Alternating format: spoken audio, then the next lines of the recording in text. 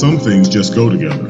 Wine and cheese, flowers in springtime, and yes, books and bottles. We pair your favorite author with your favorite drink. Your host of Books and Bottles, Bonita Johnson.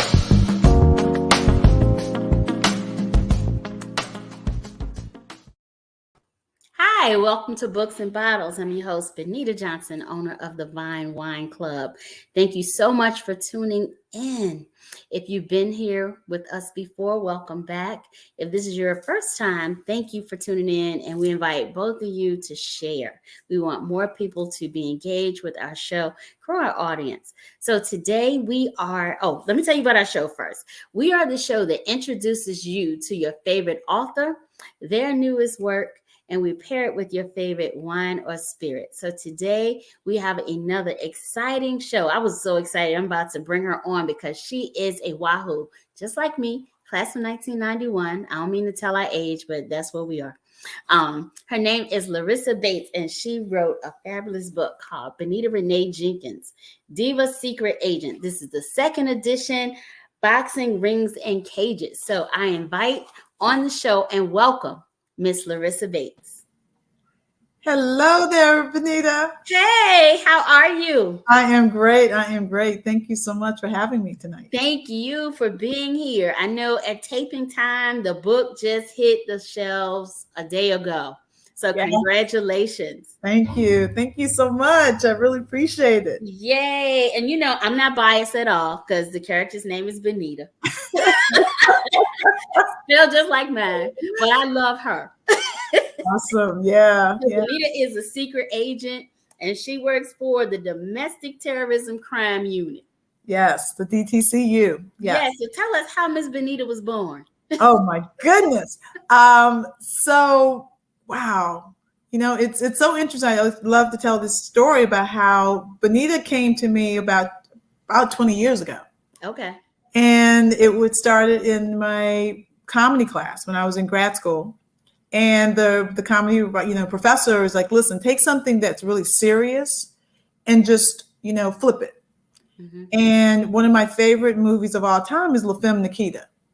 Okay. And so she basically was someone, she wasn't a secret agent, but they turned her into a killer. Right. Okay. So I said, wow, wouldn't it be interesting to have a La Femme Bonita? Mm-hmm. And then it went from La Femme Bonita to Brooklyn hair, and then I turned into a hairstylist. And so, but I took the same concept and I said, wow, so it started off being, as a script.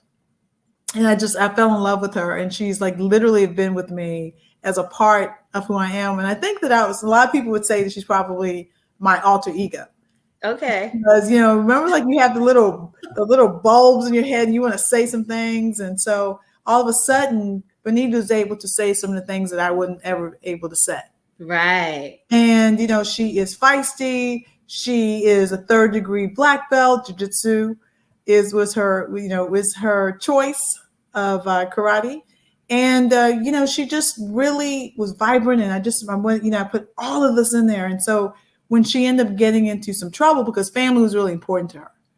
And so she's thinking she's protecting one of her family members, but she ends up, getting into a shootout. Right. And being set up. It goes deeper. It goes deeper. So she ends up getting set up for a crime she didn't commit.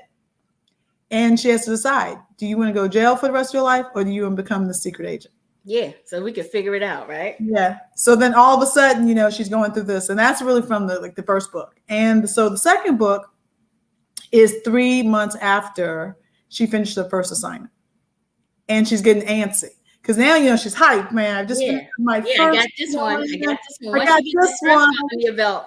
And she's ready to go for the next one. And so, then she meets this young guy, and he reminds her so much of family. Because, remember, she can't see her family, like she has to cut off. That's the one caveat.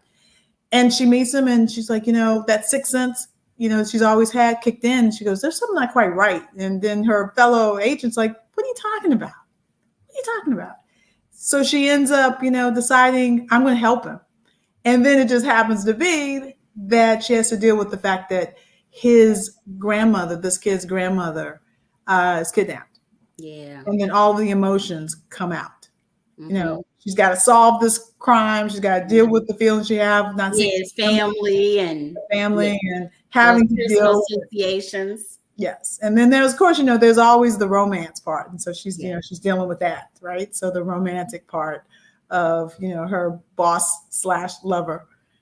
So it's all the ingredients of, you know, action, you know, family, crime, you know, all those things. And I love that you added all of those elements. See, like you say, you got family, you got, you know, the business, you know, what she's doing in terms of, you know, doing her investigative job. But you also have that love and that romance. And that's something that I see a lot, especially with female authors. You know, we kind of do a really good job of weaving in all of the layers of our own lives into our work. And so you see today, I wore my black because I am channeling my inner Bonita Renee Jenkins. I love it. You just need your hat. Yeah. You know, And just a lot of hair to put on under a hat. Yeah, it is great. I mean, I know a lot of people that have read the first one, they feel like they can channel. And, you know, after coming with this character, I think that it started to, you know, morph into something more that I wanted her to be a Shira. I wanted her to be someone that younger girls could aspire to be, that there should be nothing that should stop you. And I think you did that, but you also made her human. You know, sometimes we read books and you find these heroines in the book, and some of the things are just, they're not even human. But you know, she's a real person, and you know, she has her great qualities and also her flaws. You know, just like all of us. Yep. So when you this is the second installment. Yes. Of a series that's probably going to grow just based on how this ends. Yes. So when you first started, did you have in mind that, you know, Bonita was going to be more than just a one-time introduction to us? Absolutely. Okay.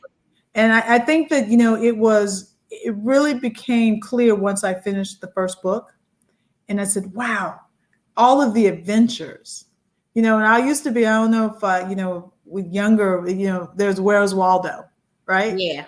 Waldo was everywhere. And Right. I just wanted a character that, like you said, she was human, but people could relate to.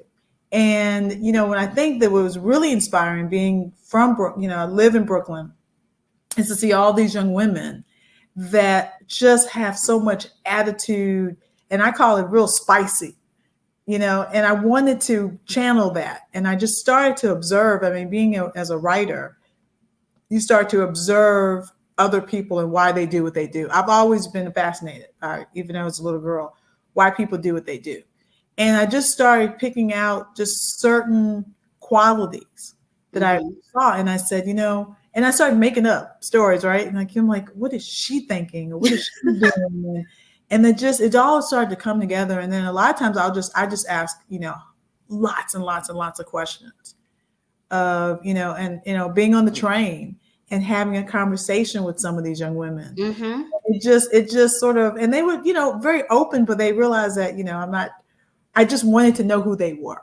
Yeah. And, you know, I've spent in my career, I've spent a lot of time, not only as a writer, but as an executive. And I'm, you know, responsible for curating content for, you know, work for a network where I either, you know, I'm buying content or I'm producing movies for the network.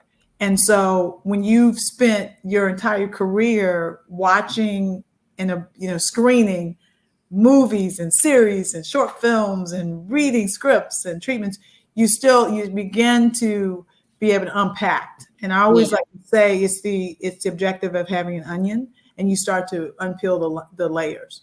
So it's so crazy. I watch, I'm one of the people who read in credits, right? Yeah. I've seen your name a lot.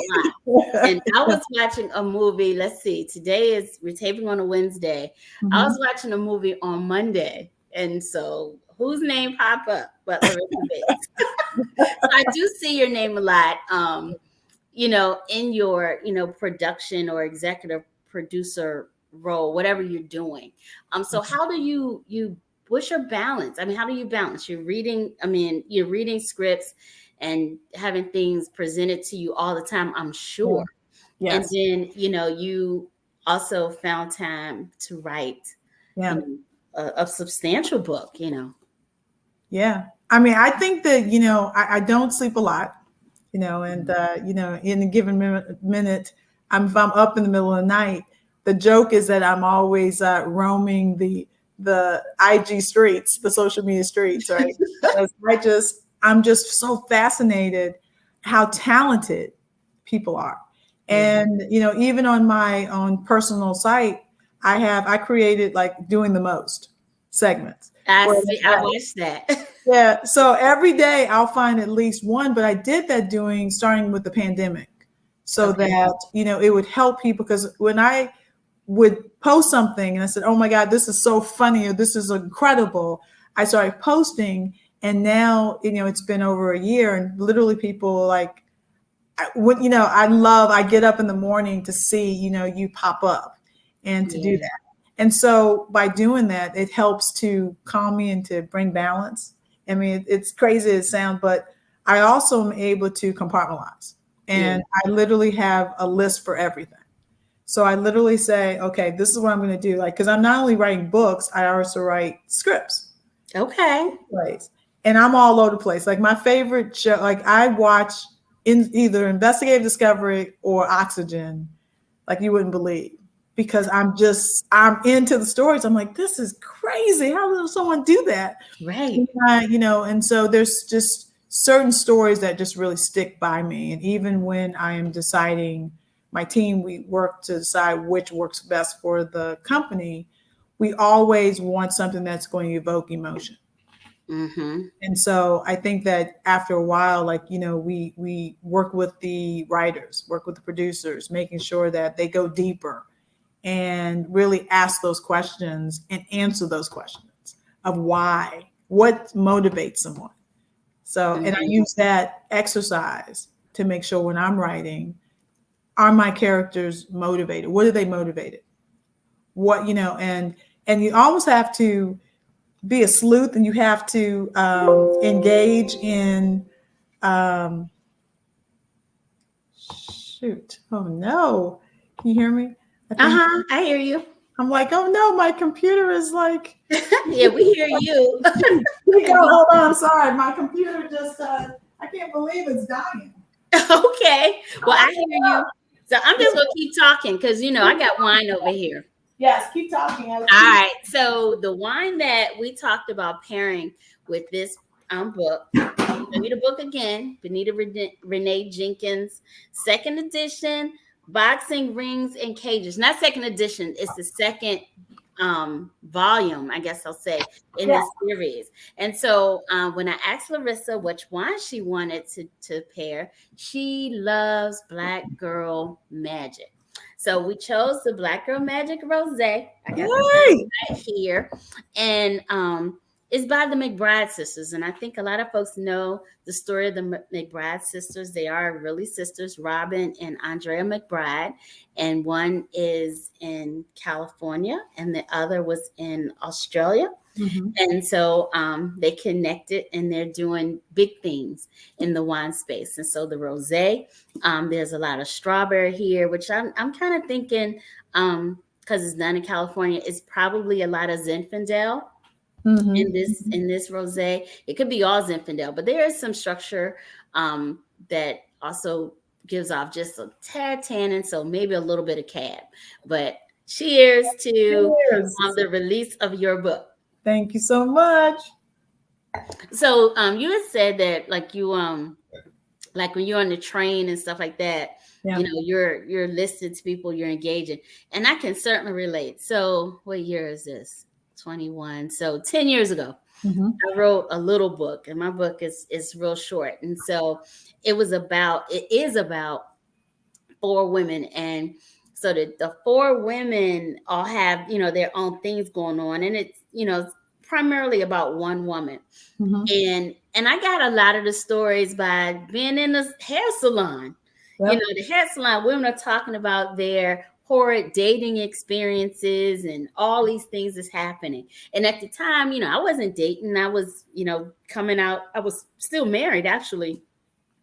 And so I'm living vicariously through these women, but I'm capturing their stories because I'm putting it in the book. Yes.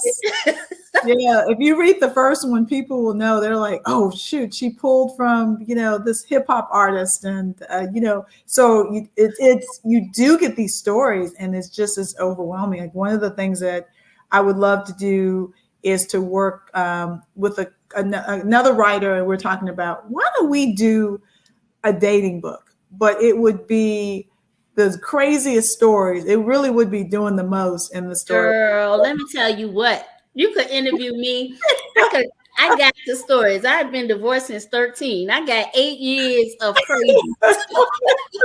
Ooh, I got a whole lot too. We can. Girl, I got 8 years a of whole crazy. lot of Black Girl Magic. We'll be doing a whole lot of Black Girl Magic. Girl, call me.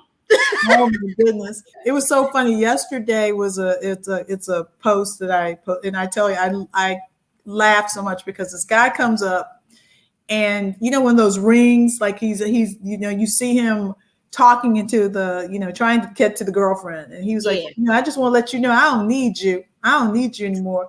And I got this new woman, and he goes, baby, just walk by. So this girl comes in, she does a twirl, and she walks on. And the next thing you know, he looks into the camera and he starts boo-hooing, please take me back. Please take me back. And then he falls out. He goes, I just paid her $70 to walk, but I really want you. It was just so funny. And I think like those stories are the ones that make the best storylines. And so it's all about the drama. And that's one of the things we found out, as I'm doing these movies, it's about the twists and turns in the drama. And so, when you know what your audience looks for, then it's easier. I mean, even writing the second book, writing the first book and the second book, there are characters that were just, they were all, I call them sideline characters. Yeah.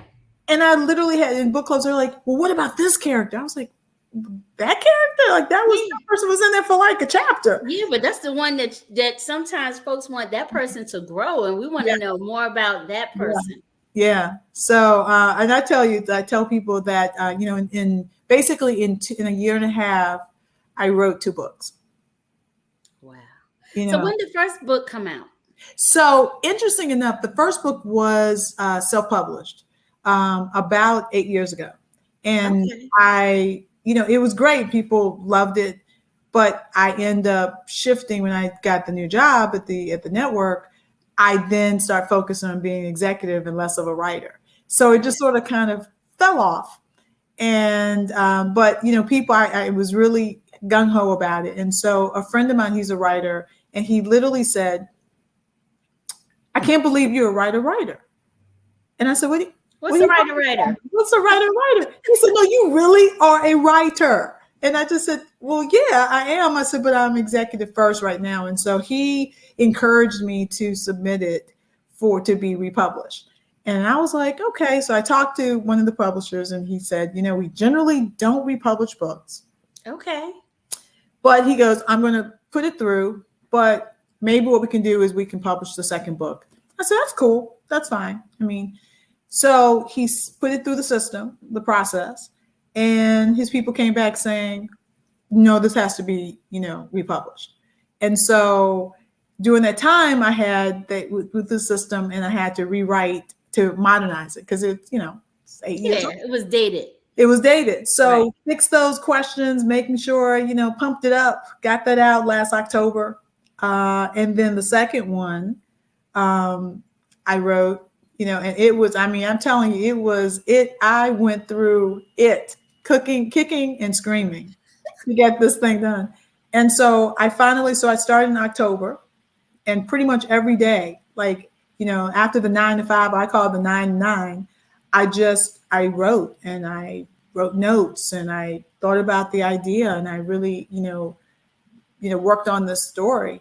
And then when the editor got hold to it, I just like literally was just probably the most dramatic person on the planet. And I'm like, I literally slid down the wall and I was like, it's too much. And she goes, no, I need for you to go through, and had like a laundry list of changes.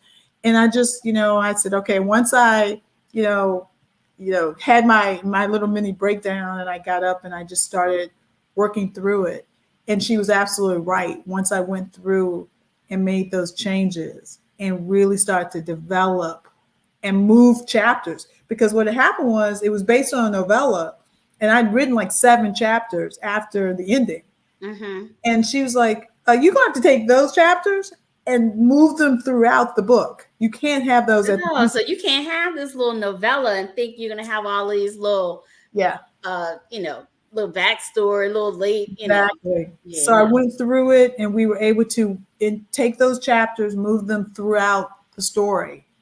Okay. And when I finished, I was like, I was surprised myself. I was like, this is amazing. I mean, how she was able to help me to do that. So I tell anybody who's interested in being a writer, you're going to always think that you're the worst writer ever when you get a hold of a great editor, because they're going to go in and they're going to really see. They tear it up. Yeah. And the joke is that they were like, oh, because, I have my red pen, right? Because I'm editing, I'm developing content.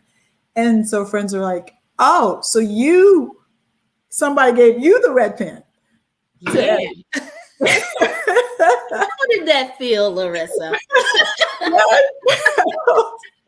I just have to laugh about it. I was like, God, I was like, you're right.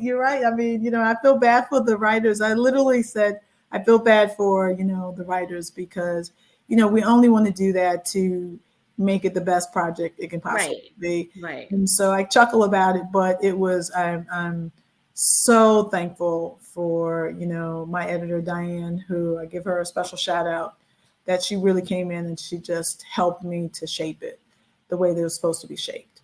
And that's beautiful. And it's like, I think sometimes as an author, sometimes we think we just wrote like the masterpiece.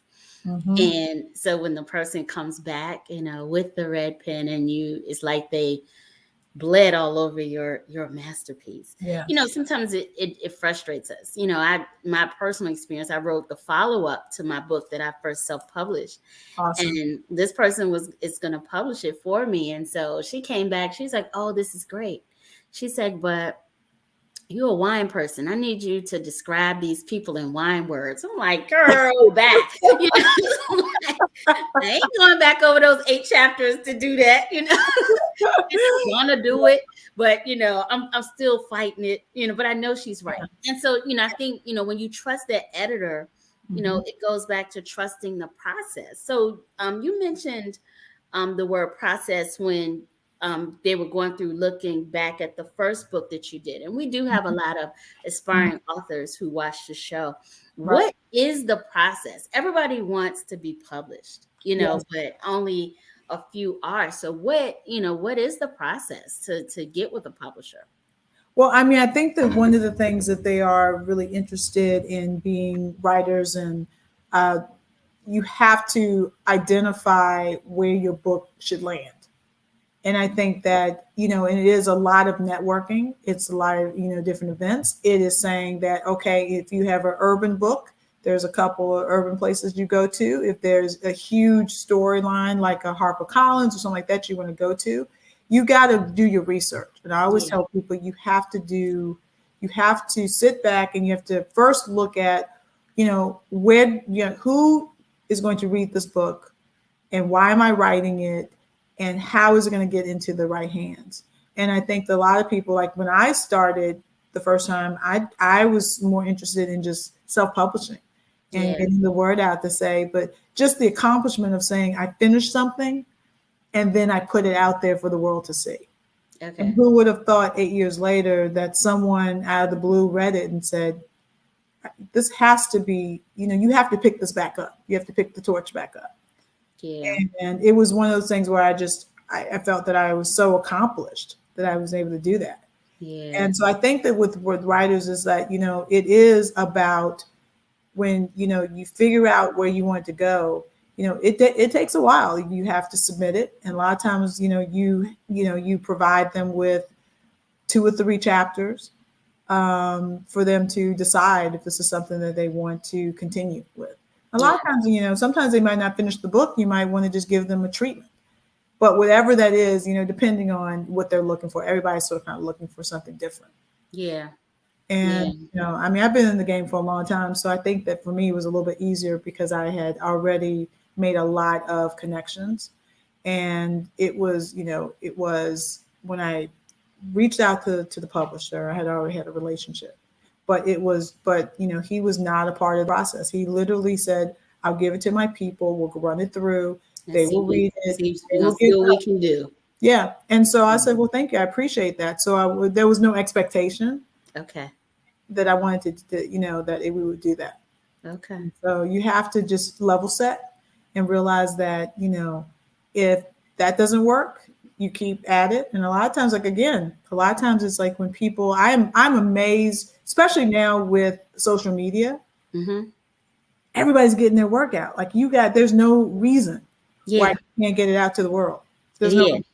It's everything. I mean, you see everything on Instagram and Twitter, Facebook, TikTok, everything.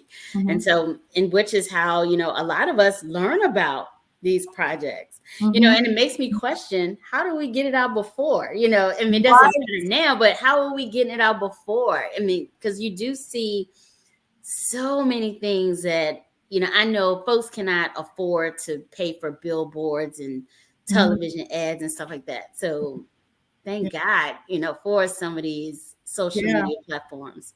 It's amazing. I mean, I'm literally just floored when I think about it. Like now I've joined the TikTok community. I'm not quite there yet. These people, oh my God, it is just mind-boggling to just see what people are doing. Yeah. And, and so, for me, I'm, slowly but surely, but, when you have to pick and choose. Yeah. And usually people will say, choose 1 to 2 social media mediums, platforms. Okay. And focus on that. Okay. So, that's what I would suggest. And then, getting the word out and, and watching, Books and Bottles. Yeah. And you know what I'm saying? And being able to do that. I mean, that was a prime example of, I was so happy that you reached out to say that, hey, listen, I see you. Yeah. And, and then we have that connection. Yeah. And so it's just, and like I said, I wanted to reach out to you before, but the brain, doesn't always connect with what I'm supposed to be doing. But you did say something that's important for folks to know. Finishing is a huge accomplishment. We all have these ideas, and sometimes we can't all get them down. And so we need to celebrate the small wins. I remember when I was reading my book, I had a little 10-year-old hater. That was my youngest son. And so I was writing, and he would go away for like an hour. And he was like, you only wrote 5 pages. I'm like, shut up. Let me push him down the steps. Right, man. Come here, little boy. And so finally, it's like when you finish, it is a huge accomplishment. So finishing, even if you have to self-publish, is nothing wrong with that. So many folks have done their first books or first 10 books, self-publishing and selling them out the trunk of the car, and now you got all these social media platforms that you can sell and get your stuff out there, and somebody is watching. Exactly. Yeah. So thank you so much for being on the show. How do we get your book? Oh, well, man. So everyone can just go to, LorisaBates.com, check out my website. There's a whole section on there for both books, and literally, if you just click around, you'll see a whole list. But it's literally everywhere that you can buy a book. So that's Amazon, Barnes and Noble, Walmart, Target. Those are some of the ones. But if wherever your choice of buying books, it's there. So yeah. That's Well, what you can thank get. you so much. I got mine. I encourage all of you to get yours because it's an Yes. amazing book. It is fun. And Bonita Renee Jenkins is all that. So thank you for being here. Thank you to our viewers for tuning in. If you are an author and you want to be on the show, hit us up at info@grod.com. Thank you again for tuning in to Books and Bottles, and we will see you next week. Cheers. Camped out at home for COVID? Join us, Indie TV, where you will see the talk shows, movies, drama, action, and comedy. Be the first and see it first. Sign up now for free at Indie TV.